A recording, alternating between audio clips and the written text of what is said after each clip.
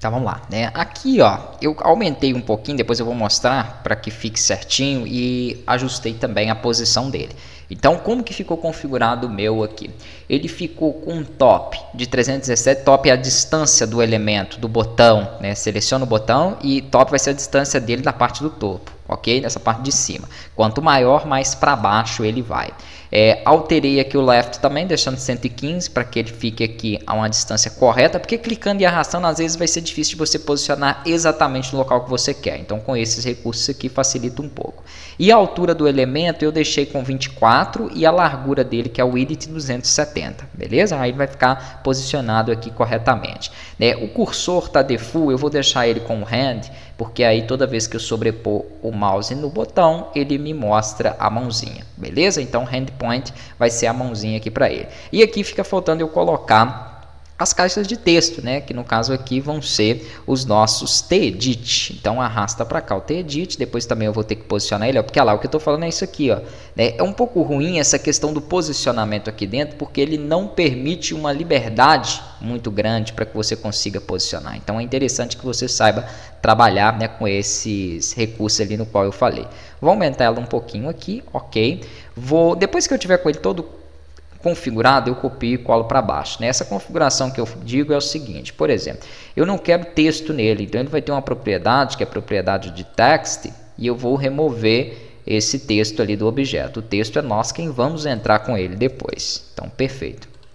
Eu não quero margem para ele, que é essa diferença que tem aqui no meu objeto, no meu elemento. Só que antes de tirar ela, eu vou olhar primeiro quanto a posição dele, né? Então, primeiro aqui eu estou vendo que ele está um pouco para cima, ele está bem desestruturado se comparado ao meu elemento que eu tenho aqui ao lado.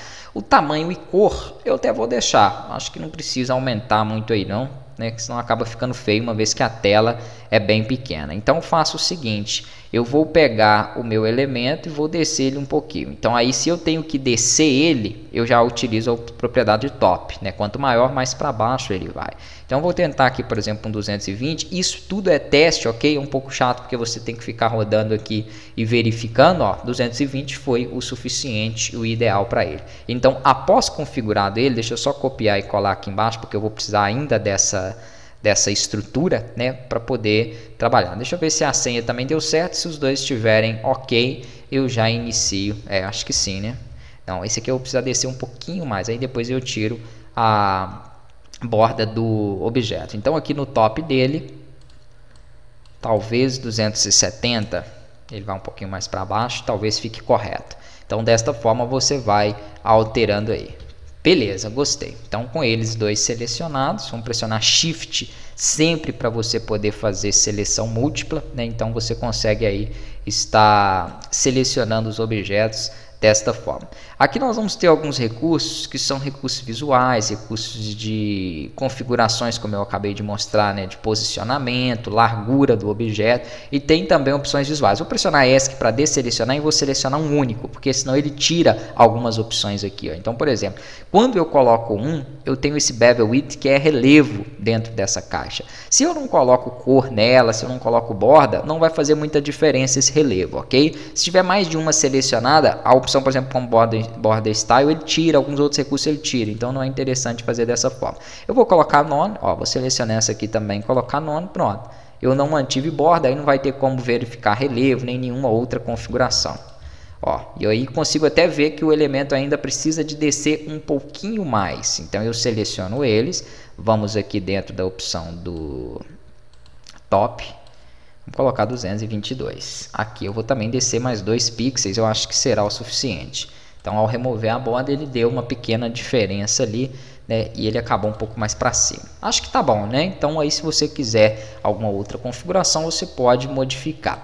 Quanto à cor, ele tá bem escuro. Então se você selecionar os dois, deixa eu ver se ele me deixa alterar a fonte de ambos. Não deu a propriedade. Então vamos ter que fazer separado novamente. Seleciona só um, vem aqui na fonte, altera para uma cor, né? Mas coloca a mesma cor depois no outro. Então eu tenho aqui cinza, tá bem limitado a quantidade aqui de cor, né? Se cinza ficar um pouco claro, eu altero depois. Vamos verificar aqui. Estando ótimo, eu faço também no de baixo. Acho que pode ser, né? Acho que até combinando com o elemento que eu tenho aqui do lado. Então vou fazer a mesma coisa aqui para os dois, deixando essa coloração de cinza. Pronto. Ah, mas e se eu não quiser essa cor aqui? Porque eu tenho uma limitação, né, grande aqui de cores. Eu posso utilizar via código. Então eu ensino aí para vocês trabalharem com cores RGB, né, cores hexadecimal no módulo de Delphi Front-End, beleza?